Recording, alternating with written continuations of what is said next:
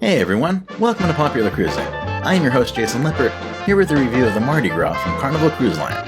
It may share a name with the brand's first ever ship, but it is quite the departure from the 1972 vessel and even Carnival's more recent ships with a revised layout and much upgraded experience overall. To start, let's take a look at Mardi Gras specifications. Its onboard lifestyle is standard. It is the first in Carnival's Excel class of ships, and even though it was supposed to launch in 2020, it actually set sail in 2021. It measures in at 180,000 tons, with a normal passenger count of 5,282, resulting in a slightly more crowded passenger space ratio of 34.08. First up with accommodations, we personally stayed in a balcony stateroom, which although narrower than on previous Carnival ships, still features lots of good storage, albeit without a center coffee table any longer. Our teddy bear friends were about the only thing small enough to rest on this sort of pseudo-ledge, but naturally they did approve and appreciate the bed more. As humans, we were happy to see the reading lights at either side of the bed also include a handy USB charging port, as does the vanity desk across the way feature another welcome pair, 3 regular electrical outlets, plus a second USB pair. Our balcony itself was quite deep, with plenty of room for 2 chairs, a table, and then some. The only thing that was really a noticeable downgrade was the bathroom. Showers are manageable, but the toilet and sink compartment are far too narrow for comfort, especially compared to Carnival's past ample bathrooms. Meanwhile, a sampling of other available amenities includes Havana interior staterooms and other such Havana-labeled cabins and suites, which come with exclusive access to the Havana pool, as well as outdoor bar and deck off the forward side of the ship. The bar and dance floor on the inside are available to everyone, but this pool and incredible view are available only to guests therein. Another set of accommodations with private perks are the family harbor ones, such as ocean view staterooms.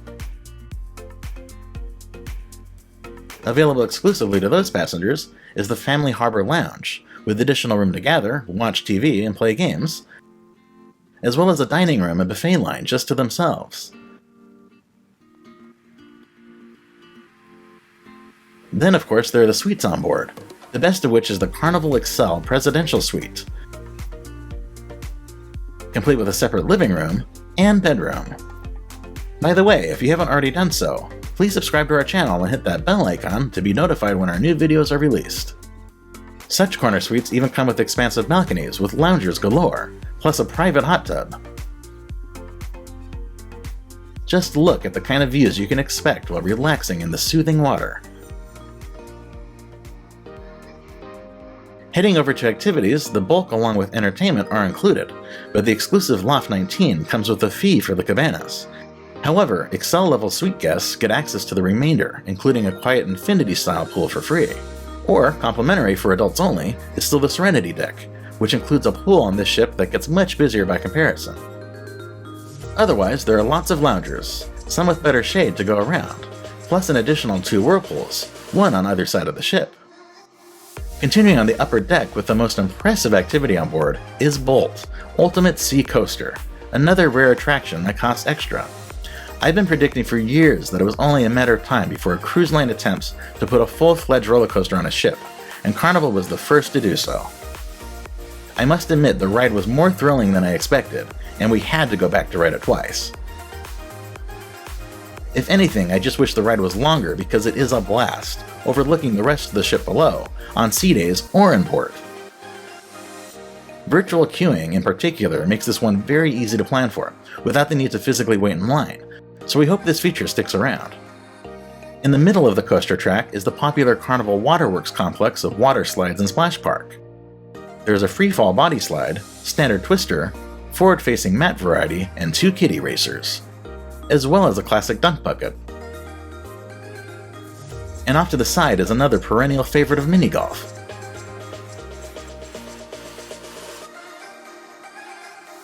For low-key fun for those less inclined to ride the roller coaster and water slides.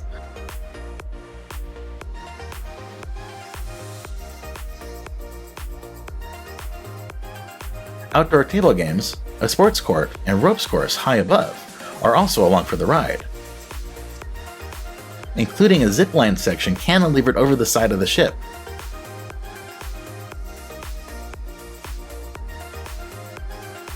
Here is just a taste of what challenges await along the route, all while safely tethered, of course.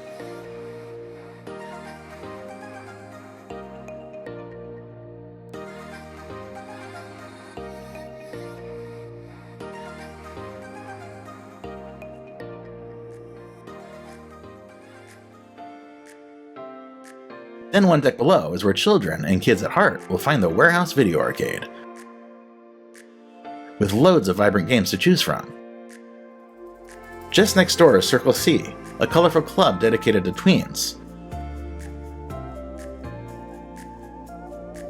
including spaces for video gaming and other hands-on activities. And on the opposite side of the ship is Club O2, just for teens,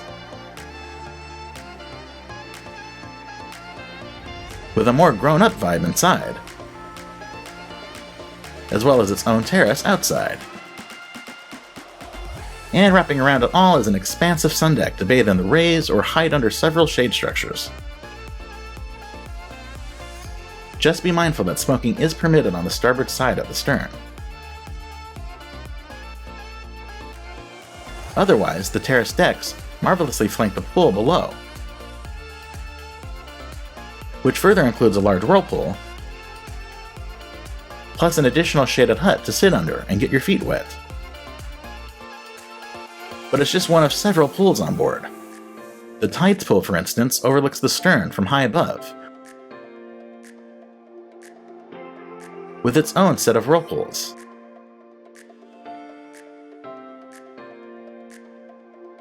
And the patio pool and lanai down below overlook the wake. With the Havana pool relocated from here since previous ships, the patio is now freely accessible to all guests. And it extends as a wraparound promenade deck from the starboard midship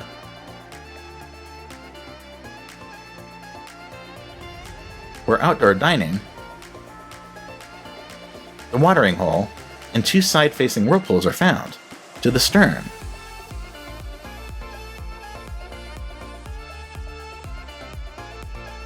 And around to the port side where the complimentary Guy's Pig and Anchor barbecue and alfresco specialty dining is available.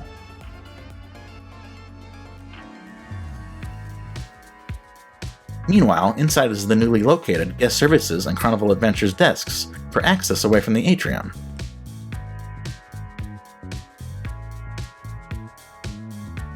And further forward is the Pixels Gallery to pick up photo purchases.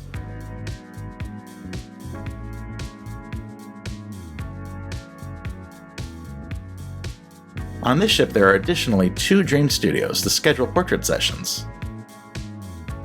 Then on Deck 7, the Mardi Gras Casino has been vastly improved, thanks to being fully enclosed now, thus finally eliminating the proliferation of secondhand cigarette smoke from extending beyond the gambling area.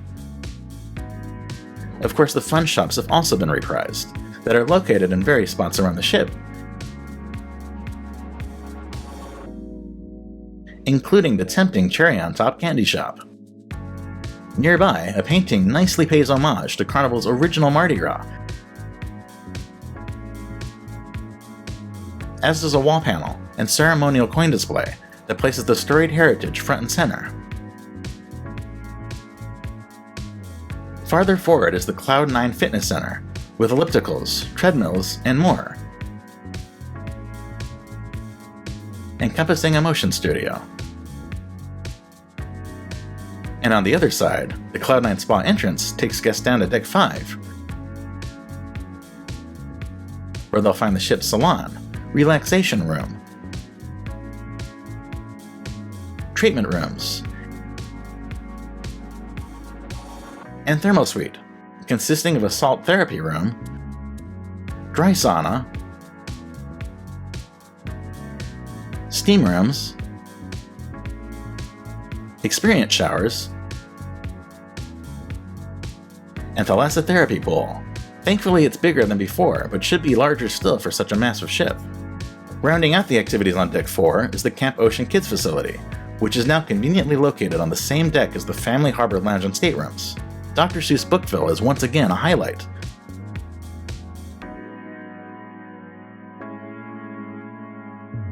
as are common areas and spaces dedicated to 3 age ranges: penguins for children 2 to 5, stingrays for those 6 to 8, and sharks for those 9 to 11. Moving on to dining, there are 2 included main dining rooms, starting with the grand double-decker Palm restaurant, exhibiting Carnival's welcome, matured aesthetic versus tacky restaurants of the past. The second is the smaller, single-level Flamingo restaurant, with a cozier, mid-century modern dining room that is perhaps only missing a vinyl turntable to complete the look. Food-wise, the main dining rooms still serve the likes of the line's signature melting chocolate cake. Nestled in between is the new interactive Carnival kitchen concept, which features educational cooking stations as well as a dining area. Or alternatively, Emerald's Bistro 1396 is a fresh specialty option for casual breakfast, lunch, or dinner, wherein you order from the counter and specialties are then served tableside, as well as delicious morning starters like these.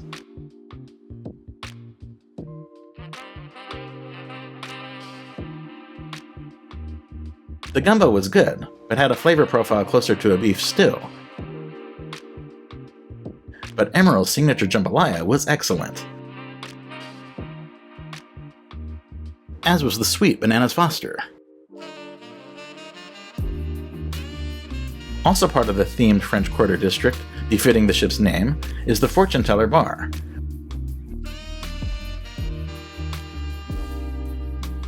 which is similar to the Alchemy Bar, but with amped up beverages, such as the Crystal Ball.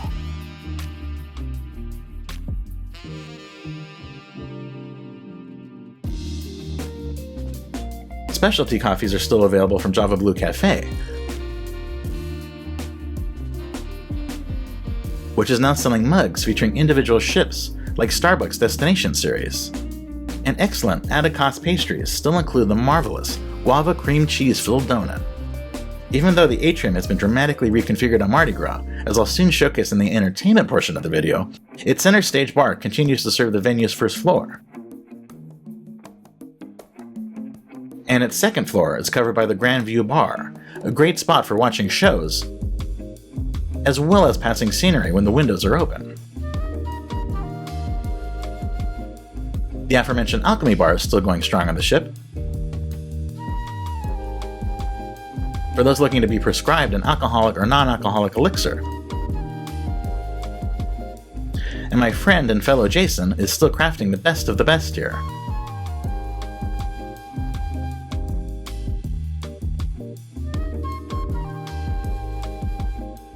The space has also been expanded with added seating.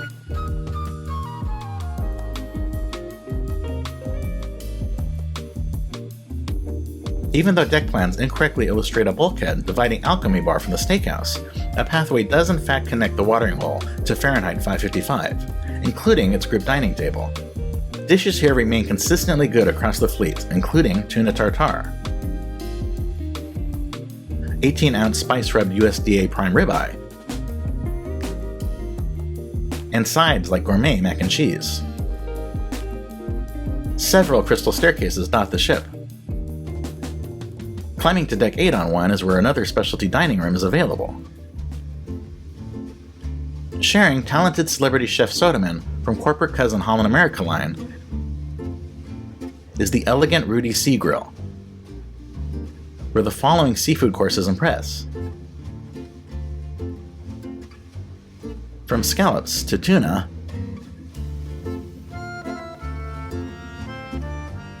bisque,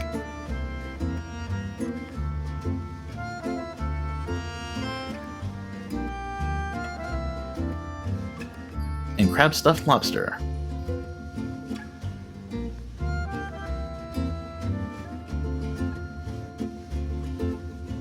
Parked outside is a Vespa marking the start of La Piazza, grouping together several Italian eateries. Piazza Panini is a new complimentary offering serving deli and hot press sandwiches.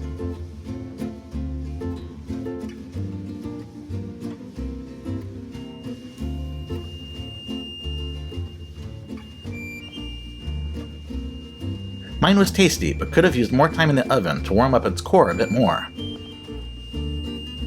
Going down the line is Pizzeria del Capitano in its new central location. Savory pies like pepperoni are still some of the best at sea. Passengers looking for more to drink than a complimentary lemonade can go to Bar della Rosa for bellinis and all sorts of other cocktails, before reaching the end of the drive at the Resident Fiat and Cucina del Capitano. The specialty Italian restaurant is now about the only venue on board that aesthetically borders on kitschy, but is great for showcasing Carnival's seafaring history. While dishes like caprese and arancini are very good,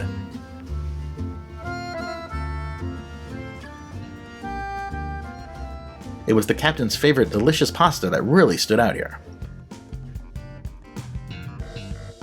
Making the transition to the Grand Central area of the ship are even more restaurants.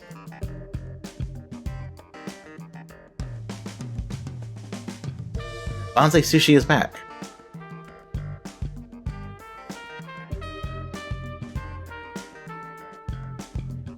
With a bar and indoor seating, as well as a secluded outdoor corner that shouldn't be missed. As is Banzai Teppanyaki,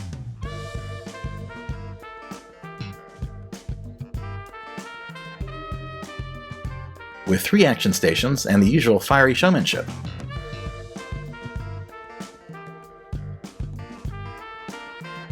Serving and cooking standards like spicy tuna,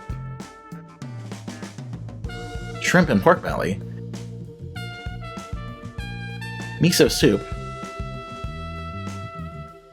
fried rice, filet mignon, and a creative chocolate bento box. But our singular favorite restaurant on board is the newly introduced Jabang. As a replacement for GG Asian Kitchen, the dining venue serves a combination of Chinese and Mexican courses, and all are outstanding and perfect for mixing and matching. From pot stickers and queso fundido, to steak ranchero, and kung pao chicken. Side dishes are equally satisfying.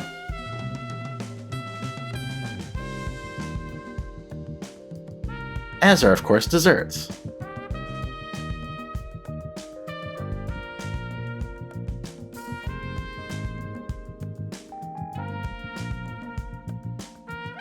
A charge can be expected for dinner at the indoor Guy's Pig and Anchor Smokehouse, which is equal parts brewhouse brewing beers right on board.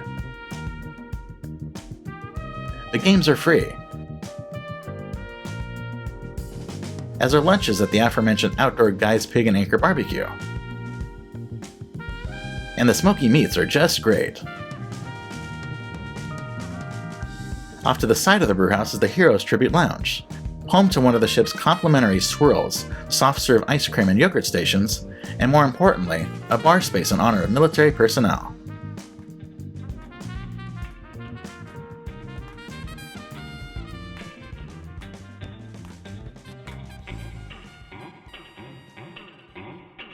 Back up on deck 16 is where the Tide's pool bar is located, as well as another free swirl station for more ice cream and frozen yogurt. And opposite that is the new Big Chicken. Instead of the pizzeria being positioned here, Carnival's CFO, or Chief Fun Officer, Shaquille O'Neal, has his complimentary eatery. And there's also a showcase of other locations on land and sea, including a preview of the upcoming Carnival celebration. Altogether, it's a great alternative to Guy's Burger Joint, serving awesome sandwiches at breakfast and lunch, including the chicken and biscuit,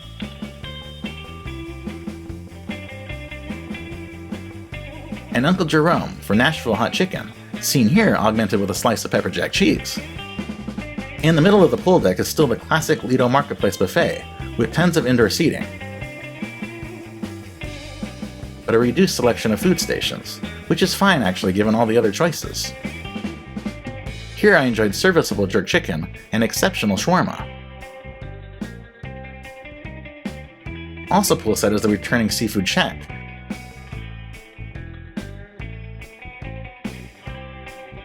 For added cost selection, such as a tasty bread bowl, filled with clam chowder as well as a bucket of fried shrimp and fries. New off to the side is a trio of street eats windows, serving free tapas-sized bites, similar to how the Taste Bar used to on earlier ships, including these tasty morsels.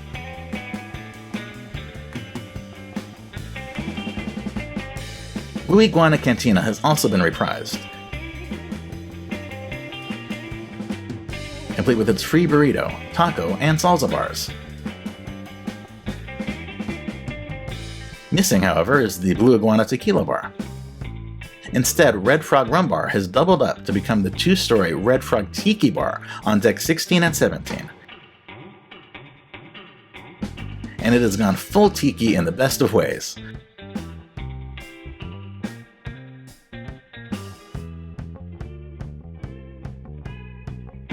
With all kinds of tiki paraphernalia and themed drinks.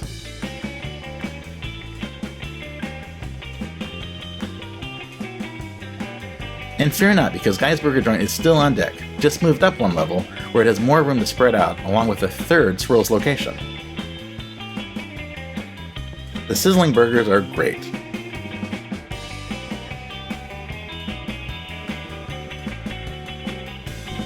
And the pig patty with bacon is still my favorite.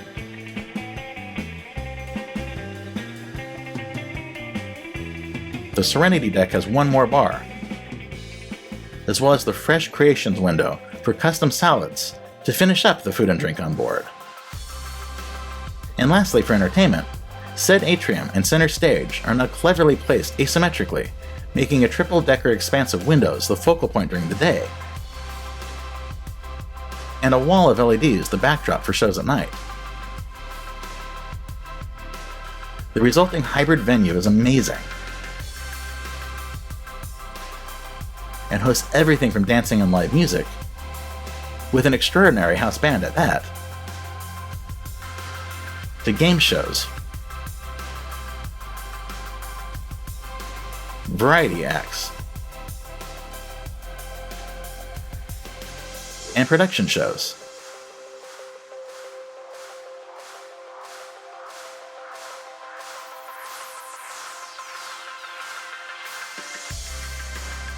Such as the expertly remounted celestial strings,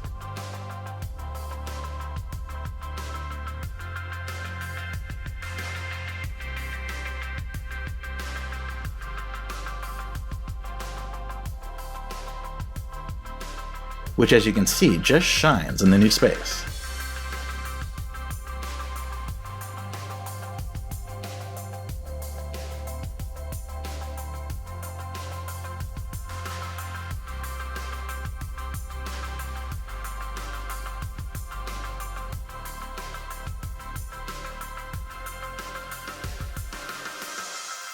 On a smaller scale, but still impressive with its own vaulted ceiling,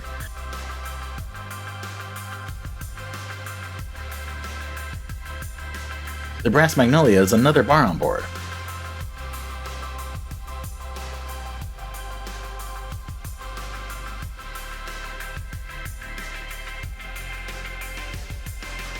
But also a live music venue for excellent jazz sets.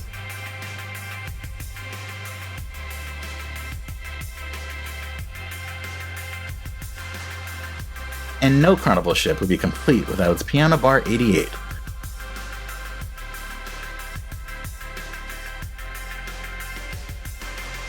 For playful sing-alongs.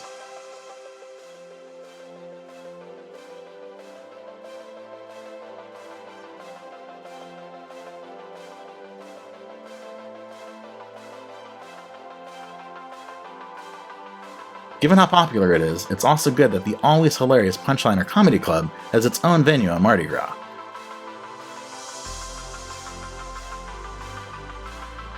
Where most of the adult shows are presented.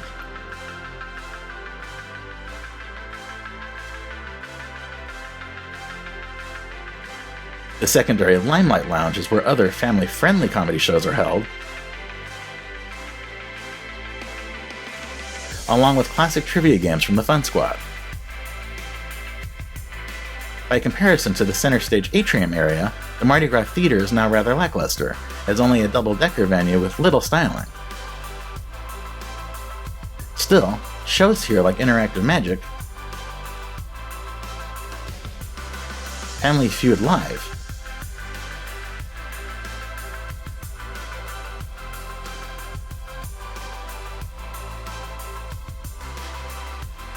and other playlist productions remain excellent, as you can see.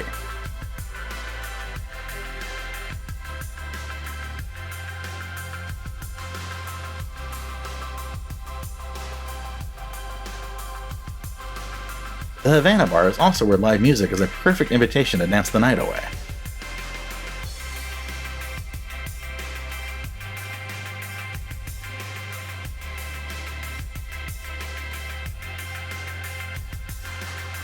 And Dive Movies back at the pool is a great spot to watch films like the super funny Barb and Star Go to Vista Del Mar.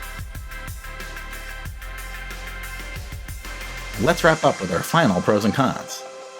Just a handful of negatives include the surprisingly small, standard stateroom bathrooms. Even though it is bigger than on the last class of Carnival ships, the Spa Thermal Suite and Thalassotherapic Pool in particular could still be bigger. And the unusual layout is quite a departure from others in the fleet, but mostly a win once you get used to it. And the positives are certainly the truly thrilling Bolt roller coaster, impressive atrium and center stage venue, and the expansive list of dining and drink options on Mardi Gras. Thanks so much for watching. If you would, as it really does help support us, please like this video with a big thumbs up and subscribe to our channel, while hitting that bell icon to be notified of new videos. Watch our other ones and visit popularcruising.com.